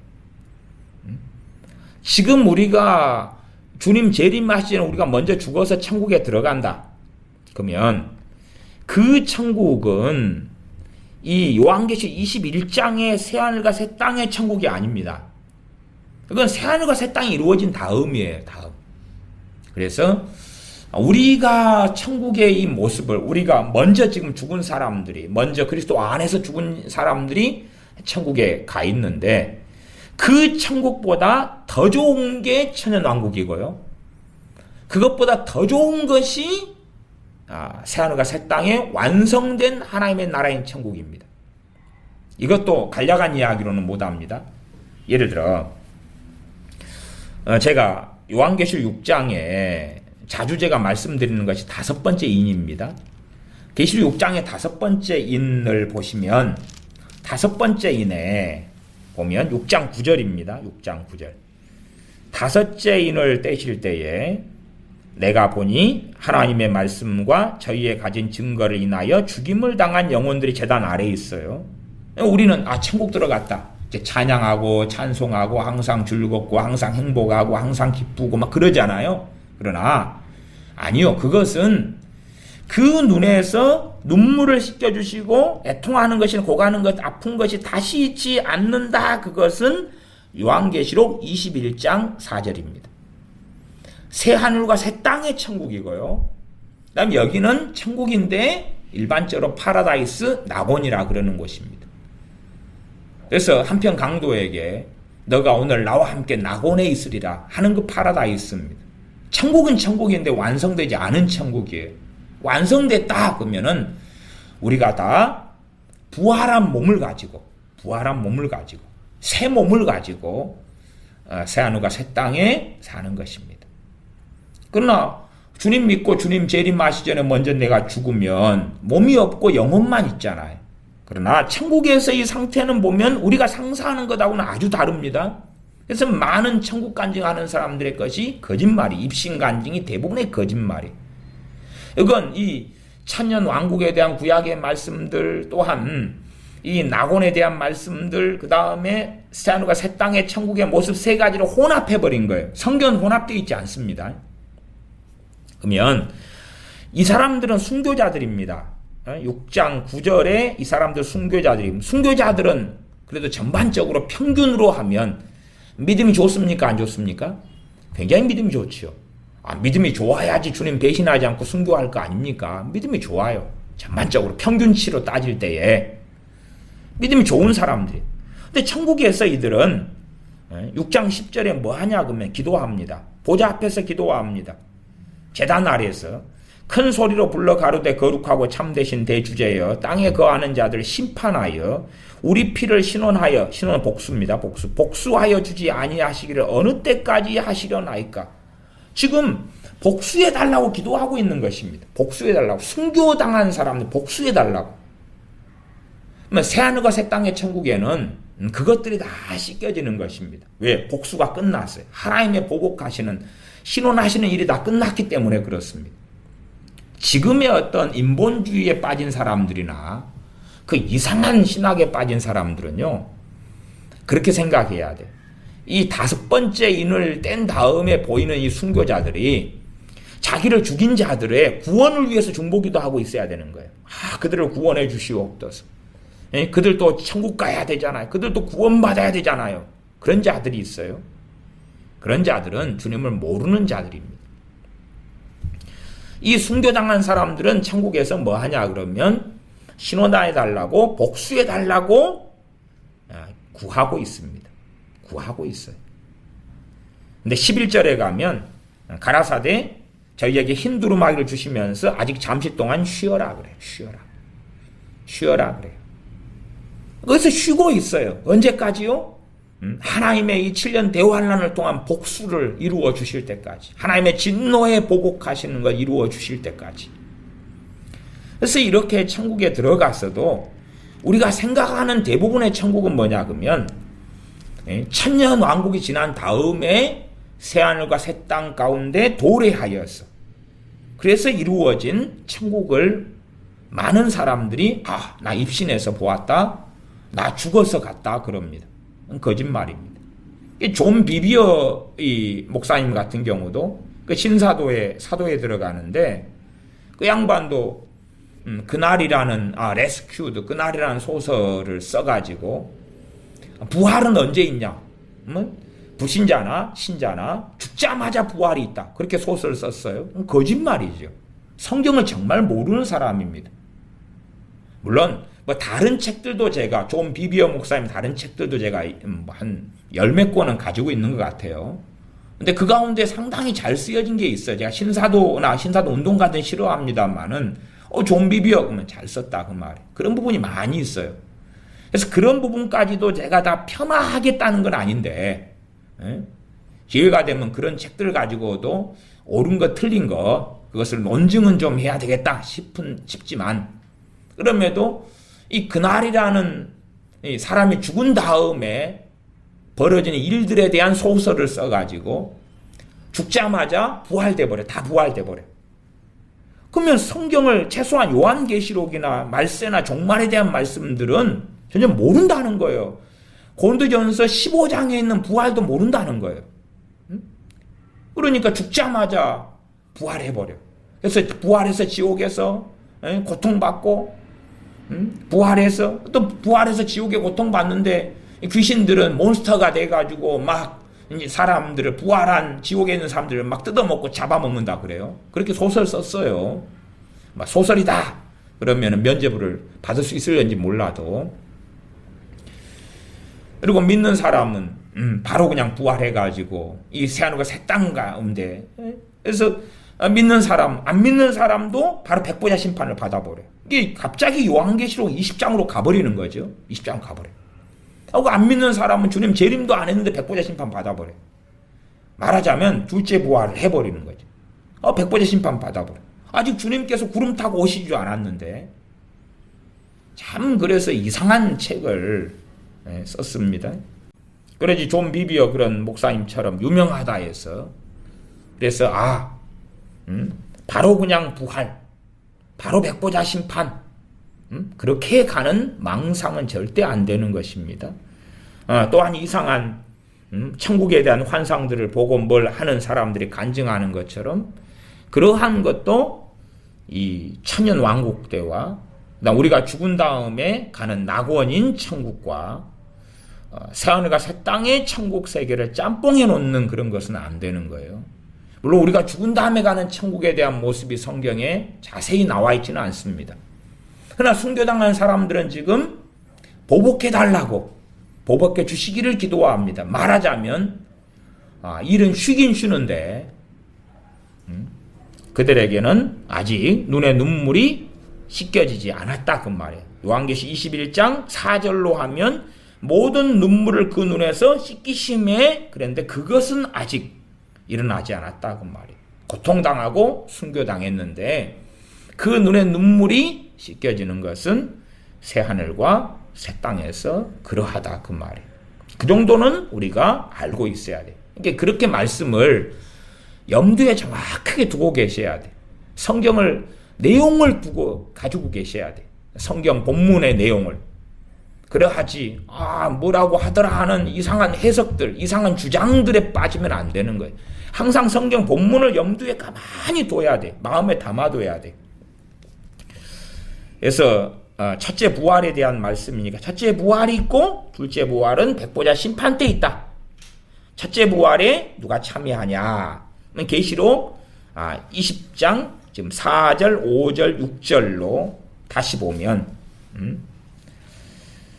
계시록 요한계시 20장 4절 또 내가 보좌들을 보니 거기 앉은 자들이 있어 심판한 권세를 받았더라. 그러니까 지금 보좌들이 앉은 이 사람이 지금 참여한 사람들이고, 두 번째 또 내가 보니 예수님의 증거와 하나님의 말씀이 나의 목배임을 받은 자의 영혼들. 주님의 말씀 또한 주님의 복음을 증거하다가 하나님 말씀대로 살아가다가 순교당한 그 사람들이 첫째 부활에 참여하구나. 그 다음에 세 번째 또 짐승과 그의 우상에게 경배하지도 아니하고 이마와 손에 그의 표를 받지 아니한 자들. 저는 666표를 문자적인 입장에서 봅니다. 그러면 666표를 받지 아니한 그 사람들, 주님을 배반하지 아니하고 받지 아니한 그 사람들이 살아서 그리스도로 더불어 1000년 동안 왕노릇한다.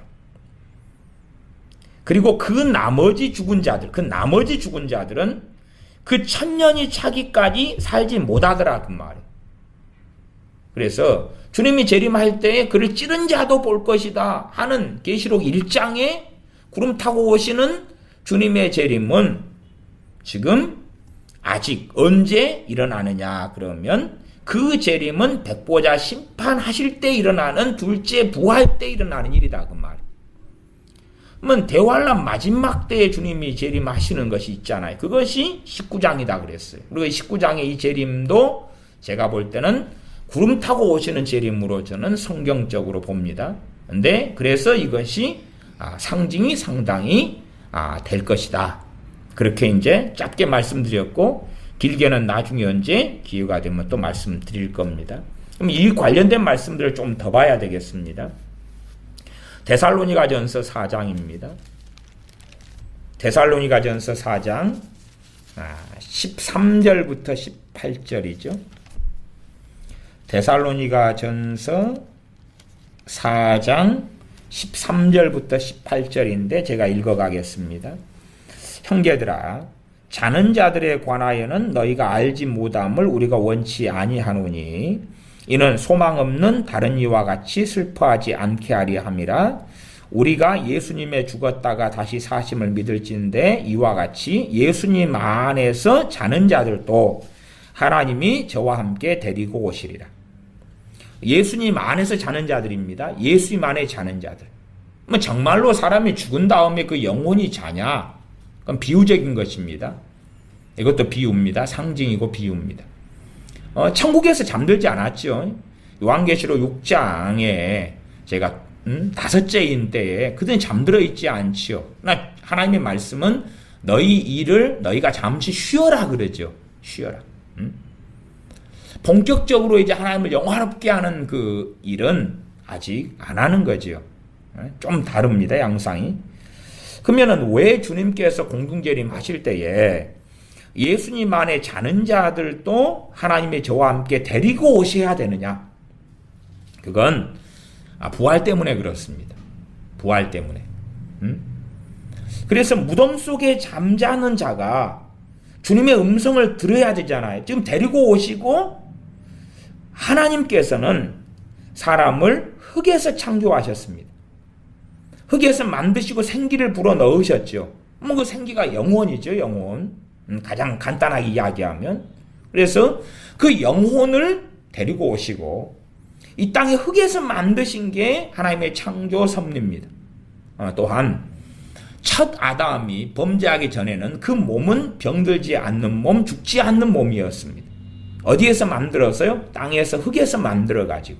그렇기 때문에 그 성도들 데리고 오셔야지만이 하나님의 창조 섭리상 이 흙에서 무덤을 열고든지 무덤 안에 어떤 뼈가 있고 시체가 있다. 아니면 흩어져 버렸다.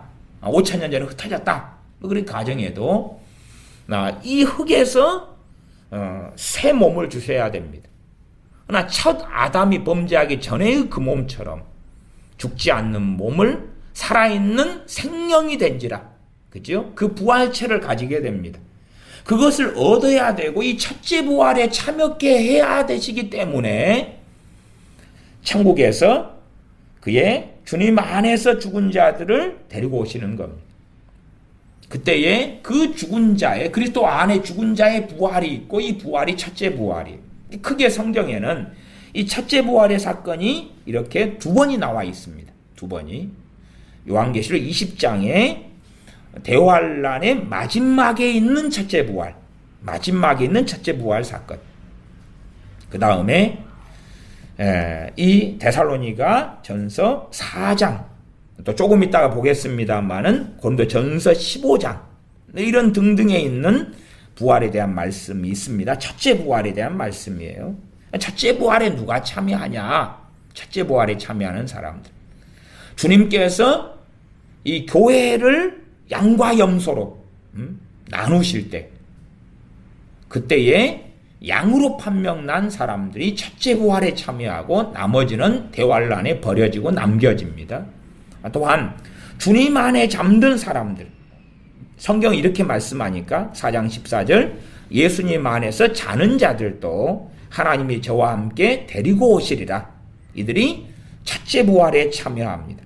15절, 우리가 주의 말씀으로 너희에게 이것을 말하노니 주 강림하실 때까지 우리 살아남아 있는 자도 자는 자보다 결단코 앞서지 못하리라. 그러면 누가 먼저 부활합니까? 살아있는 사람들은 지금 몸은 살아있으나 이 몸은 지금 부활한 몸이 아닙니다. 주님께서 강림하실 때에, 주님께서 공중재림하실 때에 우리 살아있는 사람, 그리스도인으로 그리스도 안에서 사는 사람, 그 사람이 주님 강림하실 때에 그가 먼저 몸이 변화되는 게 아니라 주님 안에 잠자는, 이미 먼저 천국에 들어간 그 사람들이 와서, 주님과 함께 와서 그들이 먼저 부활하게 됩니다.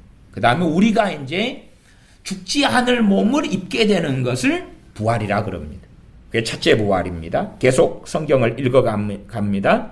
데살로니가전서 4장 16절, 주께서 호령과 천사장의 소리와 하나님의 나팔로 친히 하늘로 쫓아 강림하시리니 그리스도 안에서 죽은 자들이 먼저 일어나고 먼저 부활합니다.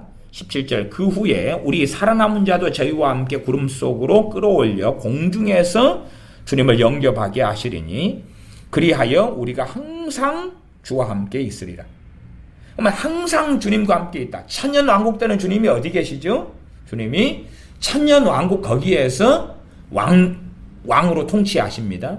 그러면은 이때에 주님 공중재림 하실 때에 휴거된 사람들, 또한 주님 안에 잠자던 사람들이 와서 첫째 부활이 그때 일어나고 그 사람들은 항상 주와 함께 있으리라 그랬기 때문에 천년 왕국 때에 그들은 있구나. 또한 왕노릇하구나. 그들은 제사장이 되어서 살아가는구나 하는 것을 알 수가 있습니다. 고린도전서 15장을 보겠습니다. 성경을 잘 찾아가지고 본문을 정확히 확인하고 있어야 돼요. 안 그러면 뭘 모르는 사람이 됩니다. 성경을 마음속에 담아두셔야 돼요. 때로 애워두셔야 돼요.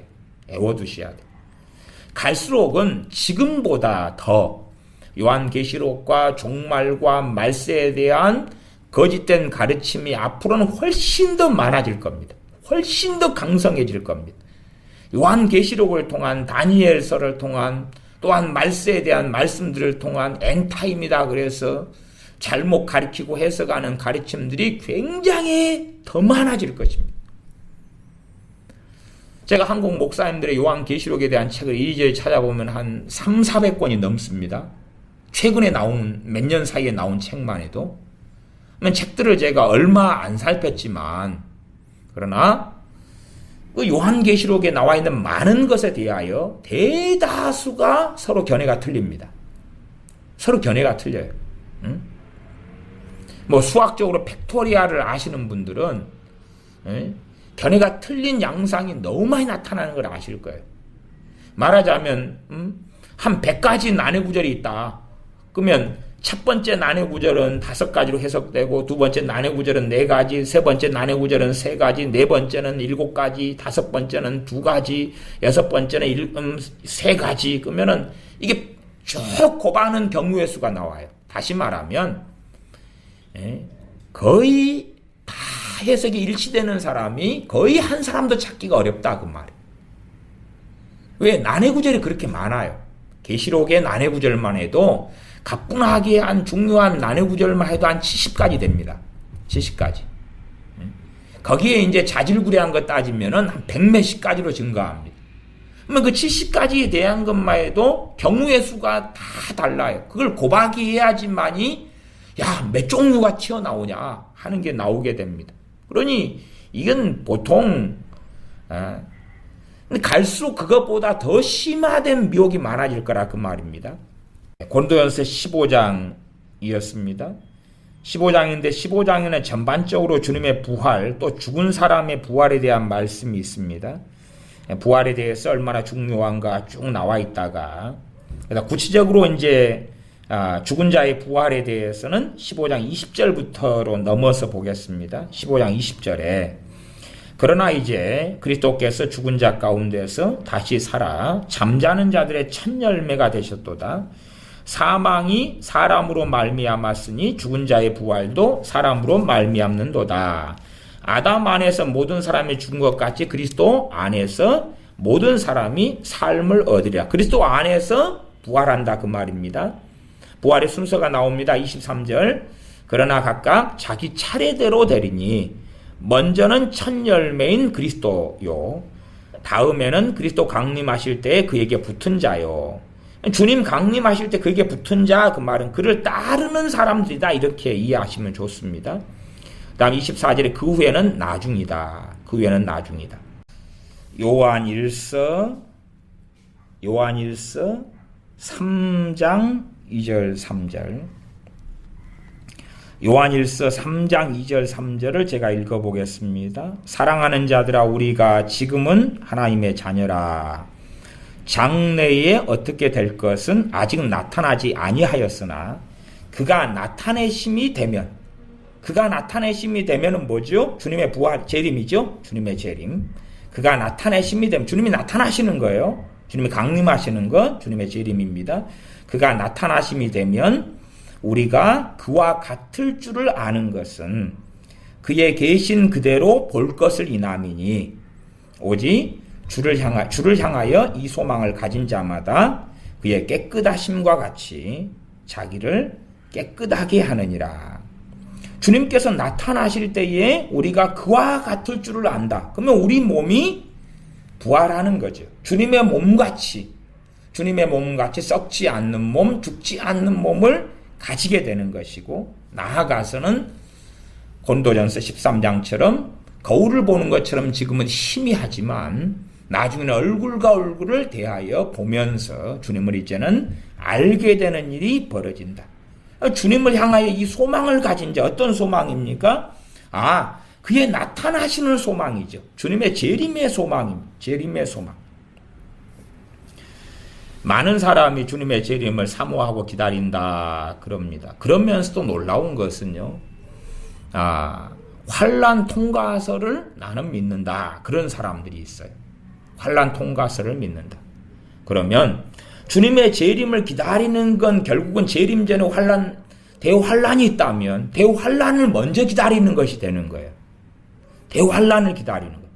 그러나 이 대환란은요, 세계 1차 대전보다 2차 대전보다 아니면 유럽의 흑사병보다 더 무섭습니다. 대환란은 지금 북한에 살아가는 삶과 인생보다 더 무섭습니다. 대환란은 지금 아프리카 대륙의 아프리카 나라들에서 내전이 일어나는 그곳에 사는 것보다 더 무섭습니다. 대환란은 과거의 베트남의 북베트남, 베트공과 남베트남의 전쟁통에 사는 것보다 더 비참합니다. 대환란은 6.25 전쟁 때에 비참하게 공산당에게 끌려가고 죽임당한 때보다 더 비참합니다. 대환란은 이 인류에 있었던 그 어느 비참함을 댄다 해도 대환란과는 비교할 수 없습니다. 단지 이 인류의 가장 비참한 일들을 따진다면 그것은 대환란의 맛배기도 안 되는 것입니다. 그렇기 때문에 주님의 재림 전에 이 대환란이 있다. 주님의 재림을 사모하고 기다려야 한다. 주님의 재림에 대한 소망을 가지고 있다. 그렇게 말해버리면, 그런 환란 통과선을 가지고 있다면 그 사람은 대환란을 기다리는 것이 되고야 맙니다. 그리고 대환란 때는 주님을 대부분은 부인할 수밖에 없죠. 전쟁통에 죽어나가고 기근으로, 전염병으로, 땅의 짐승으로 형제와 가족이 배반하여 팔고 죽이는 그때에 어떻게 주님을 부인하지 않겠는가? 부인하지 않는 사람들이 있지요. 그러나 이 평안할 때에, 신앙의 자유가 있고 종교의 자유가 있을 때하고는 아주 상상할 수가 없는 것입니다. 그러면 대환란 뒤에 주님의 재림이 있다면, 대환란 뒤에 마지막의 재림, 그때 한 번밖에 없다면 주님의 재림을 기다리기보다는 빨리 늙어 죽기를 바라야 되고, 차라리 믿음 잘 지키다가 교통사고나 암으로 주님 재림 전에 대환란이 있다면 그것을 기다려야 될 거예요. 그러면 주님의 재림을 사모한다는 것, 말하자면 요한 1서 3장처럼 주를 향하여 이 소망을 가진 자마다, 어떤 소망이죠? 장래에 어떻게 될 것은 아직 나타나지 아니했는데 그가 나타나심이 되면, 예수님이 재림하시면 요한일서 3장 2절에 우리가 그와 같을 줄을 아는 것은 그의 계신 그대로 볼 것을 인함이니, 주님의 재림에 대한 소망을 가지고 주님 재림하시면 우리가 새 몸을 가지고 부활한 몸을 가지게 되고, 또한 그리스도 안에서 자는 사람들이 부활하고, 그리고 영광의 나라에 들어갔다가 그리고 천년 왕국 때에 주님과 함께 왕노릇하며, 그리고 새하늘과 새 땅에 그 천년이 지나서 들어가게 된다는 것을, 그 소망을 그리스도인들은 가지고 살았던 것입니다. 짧은 삶을 살아가는데 70, 80이든 혹은 이 환란의 때, 초대교회나 이방인의 시대나 로마 시대의 이 환란의 때에 비참한 고통 속에 살아가나 주님의 재림의 소망을 가지고 살았던 것입니다. 그러나 환란 통과라면 소망이 아니라 로마의 많은 황제들로 인하여서 이 비참한 순교와 고난과 핍박이 있는데, 대환란은 그거보다 10배, 100배, 1000배가 강렬합니다. 그것을 7년 동안 견디다가 주님 오신다면 차라리 로마 황제들에게서 핍박받고 죽는 것이 낫다, 그 말이에요. 그러면 주님의 재림이 어떻게 소망이 되겠느냐, 그 말이죠. 그러므로 주님께서 재림하실 때에 우리가 주님의 몸처럼 변화된다. 우리가 그와 같을 줄을 안다. 주님의 몸처럼 바뀌는 거지, 우리가 주님하고 똑같이 된다, 그것은 아주 이단적인 이교적인 이해나 해석이 되고야 말 것입니다. 얼마 전에 고린도전서 15장을 읽었는데 15장에서 중요한 말씀을 제가 빠뜨려 먹었습니다. 15장 51절인데 52절을 제가 읽어보겠습니다. 고린도전서 15장 51절 52절. 보라, 내가 너희에게 비밀을 말하노니, 비밀이죠. 우리가 다 잠잘 것이 아니요 마지막 나팔의 순식간에 호련히 다 변화하리니. 이게 첫째 부활입니다. 첫째 부활. 마지막 나팔에 순식간에 호련히 다 변화하리니, 나팔 소리가 나매 죽은 자들이 썩지 아니할 것으로 다시 살고. 첫째 부활입니다. 이 첫째 부활. 둘째 부활이 아니고. 그래서 성경에는 부활이 두 번 있다는 걸 아셔야 돼. 물론 첫째 부활도 두 번 있습니다. 그래서 어렵다 그렇게 생각하지 마시고 성경의 본문을 잘 기억해 놓으셔야 돼. 이 고린도전서 15장 그리고 데살로니가전서 4장, 주님께서 공중재림 하실 때에 첫째 부활이 일어나는구나. 첫째 부활이 일어나는구나. 그리고 대환란이 끝날 때에 주님께서 재림하셔서 정리하시면서 그때에 첫째 부활이 종료되는구나. 종료되는 거예요.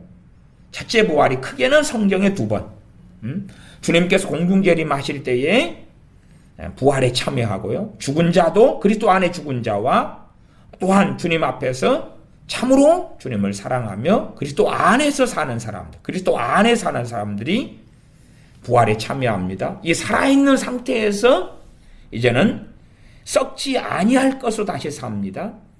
고린도전서 15장 52절 나팔 소리가 나매 죽은 자들이 썩지 아니할 것으로 다시 살고 우리도 변화하리라. 우리도 변화하리라. 이 두 데살로니가 전서 4장에도 말씀했는 이거죠. 그래서 죽은 자들이 썩지 아니할 것으로 다시 살고 그러려고 천국에 있는 죽은 사람들은 영원 상태지, 영원 상태. 주님께서 공중재림 하실 때 그들을 데려오셔서 그들을 부활시켜 가지고 천국에 데려가십니다. 마찬가지로 그리스도 안에 있는 사람들도 주님께서 데려가시죠. 주님의 이 재림에 대하여서 요한계시록은 상당히 많이 나와 있어요. 물론 모르는 사람은 잘 못 봅니다. 첫째는 주님의 재림이 요한계시 1장에 나와 있고 두 번째는 2장과 3장에 많이 나와 있습니다. 2장과 3장. 요한계시 2장과 3장에는 어떤 교회가 등장합니까? 소아시아 7교회가 등장합니다. 그것도 나중에 또 말씀을 전하겠습니다만은 소아시아 7교회에서 회개하라. 주님 재림하실 때, 공중재림하실 때 회개하지 않은 그 사람들은 다 버려지게 됩니다. 그 사람들은 다 첫째 부활에 참여하지 못합니다. 물론 대다수는 당연하게 대환란 때에 회개의 기회가 있고 주님께 돌아올 기회가 있고 그리스도 안에 있을 수 있는 기회는 있게 될 것입니다. 대환란 때 그들이 순교당하고 육륜표를 받지 아니하고 끝까지 견디는 그러한 깨어있는 그리스도인이 된다면 그들도 첫째 부활에 대환란이 끝날 때에 주님 재림하시고 참여하게 될 것입니다. 그건 끝물이죠, 끝물. 찬물과 끝물이에요.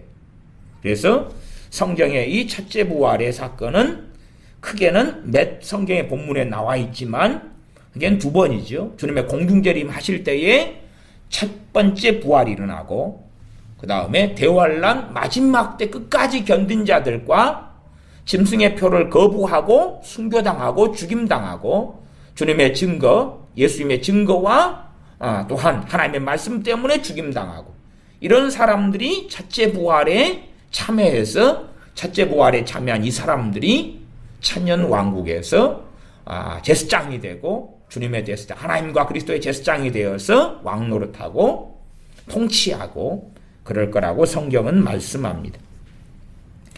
천국의 새하늘과 새 땅의 천국 전에 우리가 죽은 다음에 또한 과거의 성도들이 죽은 다음에 들어간 천국의 삶보다 더 놀라운 삶이 천년왕국이고 그것보다 더 놀라운 삶이 새하늘과 새 땅을 통하여서 완전히 이루어진 내 부활한 몸을 가지고 들어가게 되는 천국이 되는 것입니다. 재림이 한 번 있다고 생각하는 사람들은 주님의 재림이 한 번 있다는 사람들은 첫째 부활과 둘째 부활을 이해하지 못합니다. 그래서 첫째 부활과 둘째 부활에 나와 있는 요한계시록 20장의 말씀을 이해하지 못해요. 왜냐하면 단 한 번의 부활만 있다고 생각하니까 한 번의 부활만. 그러나 천년왕국 전과 후에 천년왕국 전 마지막 대환란이 끝날 때 첫째 부활이 마감되고 그 다음에 둘째 부활은 천년왕국 뒤에 사단이 풀려나서 미혹하고 지옥으로 떨어지고 그 다음에 주님의 백보자 심판, 시고 큰 보좌의 심판, 이 백보자 심판이 있을 때에 둘째 부활이 있다는 사건이. 그렇기 때문에 성경의 첫째 부활과 둘째 부활의 계시록 20장만 잘 이해하고 봐도 주님의 재림이 크게는 비밀리에 하시는 교회에 대한 심판하러 오시는 교회에 그가 참으로 진정한 하나님의 자녀인가 그렇지 않은가 하는 것을 정확하게 확인하시는 이 최소한의 공중재림과 지상재림, 대환란 마지막과 백보자 때에 구름 타고 오시는 백보자 심판 때 구름 타고 오시는 주님까지는 잘 모른다 해도 최소한 교회에 대해서 공중재림 하셔서 그때에 교회가 양과 염소로 나누어지는 그 교회에 대한 심판이 되는, 또한 참된 교회에 대한 구원이 되는, 대환란에서 건져내시는 그 구원이 되는 그러한 첫째 부활의 사건, 주님의 공중재림의 사건이 함께 간다. 나중에 대환란 마지막 때에 첫째 부활에 참여할 나머지 사람들이 대환란 가운데서 끝까지 믿음을 지키고 순교한 사람들이 첫째 부활 마지막에 또한 참여하게 된다. 그 다음에 주님을 등지고 배교하고 또 불신자고 우상 숭배자고 거짓말하는 자고 음행하는 자고 술 취하는 자고 탐욕하는 자고 탐남하는 자고 이런 자들로, 그러니까 명목상 기독교인이든 아니든 간에 그리 살아왔던 자들은 지옥에서 음부에서 백보자 심판 때까지 대기하고 기다려야 된다 그 말이죠. 대기하고 기다려야 돼요. 그 다음에 이제 둘째 부활에 참여하고 백보자 심판을 통하여서 둘째 사망인 그러한 불못으로 던져지게 되는 것입니다. 성경 그래서 첫째 부활, 그 다음에 둘째 부활, 그 다음에 그러면 반대로 첫째 사망이 있고, 그치? 첫째 사망 우리 육체가 죽는 것이니까 그에 대해서는 크게 언급하지 않고요. 사망 그냥 그 첫째 사망이죠. 둘째 사망은 영원한 지옥으로 떨어지는 것입니다. 그래서 한 번의 재림밖에 없다 이렇게 생각하는 사람들은 첫째 부활, 둘째 부활 자체를 이해를 못합니다. 첫째 부활, 둘째 부활 이해 못해. 이 첫째 부활, 둘째 부활, 첫째 부활, 그다음 둘째 사망, 첫째 사망, 둘째 사망. 그래서 말씀을 통하여서 첫째 부활의 사건이 주님의 공중재림과 또한 주님께서 대환란 끝날 때 재림하실 때에 첫째 부활에 참여하는 사람들이 복이 있다. 이것을 깨닫고 아셔야 되고, 그러므로 우리가 다 주님 앞에서 살아감으로 첫째 부활에 다 참여하는 사람들이 되어져야 됩니다. 기도하겠습니다.